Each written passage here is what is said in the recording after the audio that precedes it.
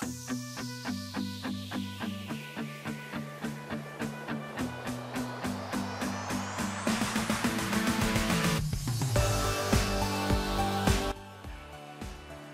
selamat pagi peserta didik kelas 11. Kali ini saya hendak menjelaskan mengenai nilai optimum.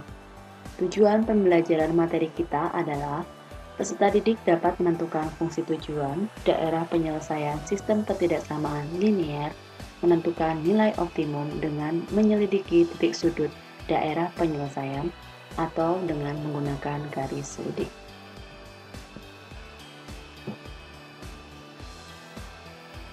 Baik, seperti biasa saya sudah menyediakan sumbu koordinat, yaitu sumbu X dan Y pada layar. Nilai optimum di sini ada dua, yaitu memaksimumkan dan meminimumkan. Di soal saya memberi contoh, tentukan nilai optimum dari sebuah sistem ketidaksamaan linear dua variabel yang memaksimumkan. Artinya, kita akan menentukan nilai yang paling tinggi.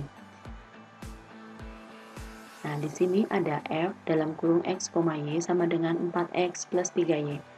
Ini merupakan fungsi tujuan. Ingat, ini fungsi tujuan. Baik, kita akan menentukan nilai optimum yang memaksimumkan fungsi tujuan f dalam kurung x, y sama dengan 4x plus 3y dari sistem ini.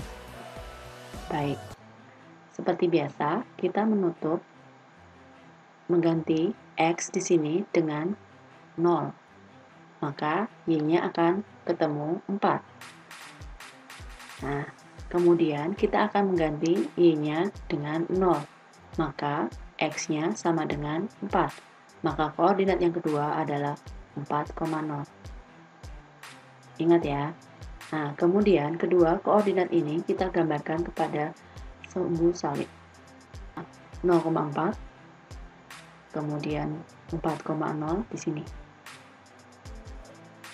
Ya. Kemudian kita hubungkan. Seperti biasa, kita akan menentukan daerah arsir dengan cara menguji sebuah titik. Saya misalkan titik uji itu adalah 0,0. Baik, titik uji 0,0 berada di bawah garis orange. Kita akan menguji 0,0 ini, kita masukkan ke pertidaksamaan x plus y lebih dari sama dengan 4. Kita masukkan seperti biasa. Nah, 0 lebih dari sama dengan 4 adalah pernyataan yang salah. 0,0 berada di bawah garis yang berwarna orange dan pernyataan salah, maka 0,0 ini tidak memenuhi. Maka daerah yang diarsir adalah daerah yang atas. Oke. Kemudian kita akan menentukan DHP untuk pertidaksamaan x plus 2y kurang dari sama dengan 6. Seperti biasa, kita mengganti x dengan 0. Maka di sini 2y sama dengan 6. Maka y sama dengan 6 dibagi 2, yaitu 3. Maka koordinat yang pertama adalah 0,3. Kemudian kita mengganti y dengan 0. Maka kita akan menemukan x sama dengan 6. Maka koordinat yang kedua adalah 6,0. Kemudian kita gambarkan pada sumbu x dan y. Ordinat 0,3. Kita selalu beranjak dari 0,0. 0,3, maka titik 0,3 berada di sumbu y. Oke. Kemudian 6,0. 6,0 berarti berada di sumbu X. Di sini ya. Oke, ini adalah koordinat 6,0. Baik, kemudian kita hubungkan antara 0,3 dan 6,0. Di situ saya memberi warna hijau. Kemudian seperti biasa, kita uji titik dan titik ujinya 0,0. supaya mudah. 0,0 kemudian kita masukkan ke X plus 2Y kurang dari sama dengan 6. Nah, maka ketika kita masukkan 0,0, maka didapat 0 kurang dari sama dengan 6. Pernyataan ini benar. Dan titik uji 0,0 berada di bawah garis yang berwarna hijau, dan itu pernyataannya benar, maka 0,0 memenuhi. Karena memenuhi, maka arsiran ke bawah. Oke. Sudah bisa kita lihat yang diarsir dua-duanya sebelah sini ya. Kemudian kita menentukan daerah himpunan penyelesaian untuk X lebih dari sama dengan 0. Karena lebih dari 0, ini adalah X sama dengan 0. Karena di sini mintanya lebih dari sama dengan 0, maka kita akan mengarsir ke kanan. Daerah yang berwarna biru muda. Kemudian yang terakhir kita menentukan DHP Y lebih dari sama dengan 0. Untuk Y sama dengan 0 adalah sumbu X. Karena lebih dari, maka diarsir ke atas. Nah, bisa kita lihat pada layar bahwa yang diarsir keempatnya daerah yang mana? Yang diarsir oleh warna orange, warna hijau, warna biru muda, dan warna ungu. Ya, daerah yang berwarna merah itu daerah yang diarsir oleh keempat ketidaksamaan tadi. Oke, saya hilangkan garis arsirnya, dan ini adalah daerah himpunan penyelesaian. Oke, ini adalah materi yang telah lalu. Nah, sekarang saya tambah sedikit. Karena kita akan menentukan nilai optimum dari sebuah sistem ketidaksamaan linear dua variabel, kita memiliki dua cara, yaitu cara yang pertama adalah dengan menggunakan uji titik pojok. Bagaimana kita menggunakan uji titik pojok? Mudah saja. Nah, dari daerah himpunan penyelesaian kita tahu bahwa DHP-nya berupa bangun datar segitiga, bukan? Ya, segitiga. Maka kita akan menentukan titik-titik sudut pada segitiga pada layar. Kalau segitiga ada berapa titik sudut? Baik, ada 3 ya. Nah, kita tentukan titik pojoknya. Yang pertama, ya di sini. Titik sudut yang pertama kita sebut A. Dia berada di sini. Dia memiliki koordinat dari 0,0, 2 langkah ke kanan, dan 2 langkah ke atas. Maka koordinat A di sini adalah 2,2. Mudah ya. Atau titik A 2,2 didapat dengan mengeliminasi atau mensubstitusi persamaan X plus Y sama dengan 4 dengan persamaan X plus 2Y sama dengan 6 saat SMP dulu, ya. Kemudian kita tentukan titik yang kedua. Nah, titik yang kedua berada di sini. Kita akan menentukan ini koordinat berapa ya? Nah, kita beranjak lagi dari 0,0. Dia melangkah ke kanan 4 langkah. 1, 2, 3, 4. Maka X-nya 4. Namun dari titik ini dia tidak melakukan gerakan ke atas atau ke bawah. Maka Y-nya 0. Maka koordinat kedua atau ini saya namakan B, koordinatnya adalah 4,0. Paham ya? Kemudian titik yang terakhir berada di sini. Nah, di sini sudah terlihat jelas bahwa di sini koordinatnya adalah C, yaitu 6,0. Baik. Kemudian kita menemukan 3 titik pojok ya.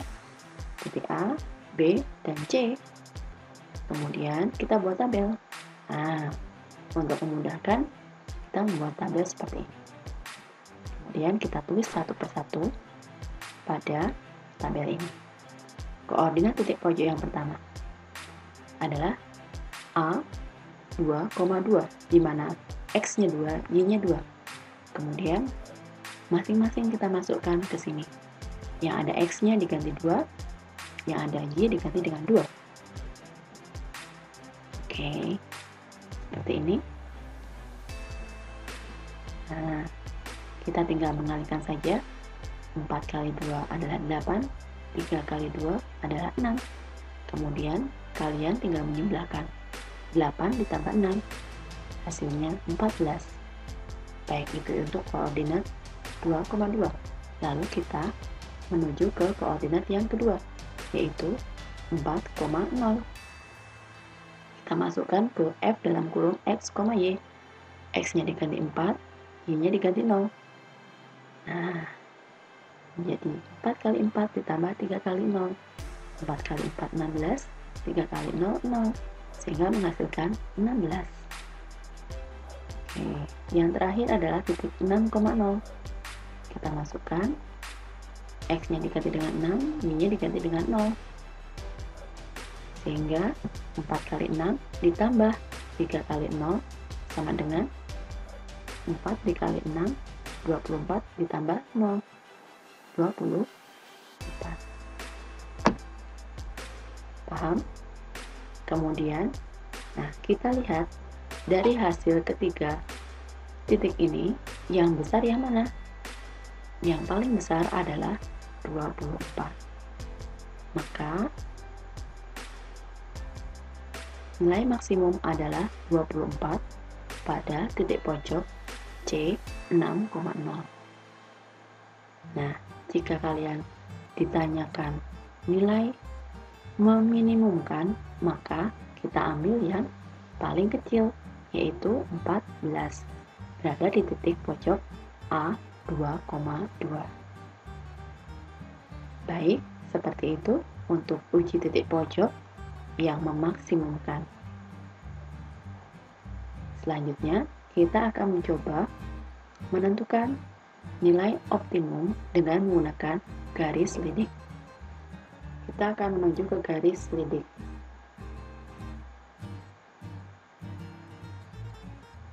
Baik, untuk nilai optimum cara kedua, saya menggunakan soal yang sama dengan sebelumnya. Nah, bagaimana jika kita menggunakan garis lidik?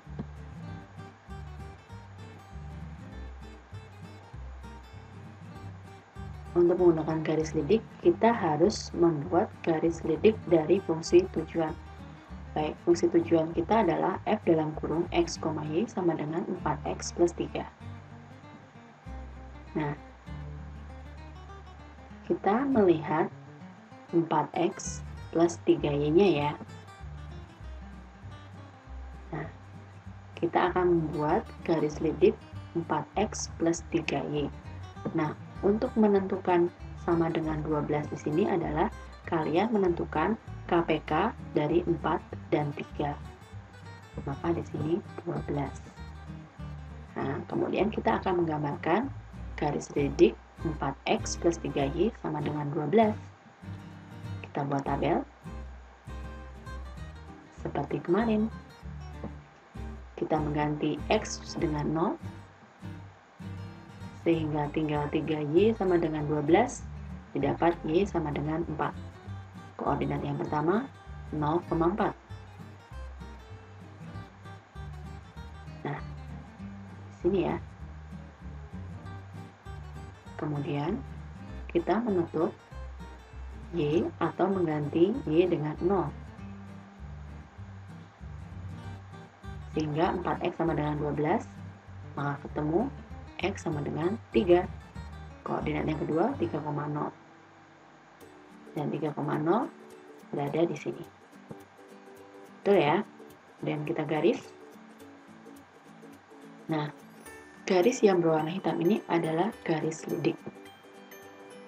Kemudian, garis yang kita gambar ini kita geser.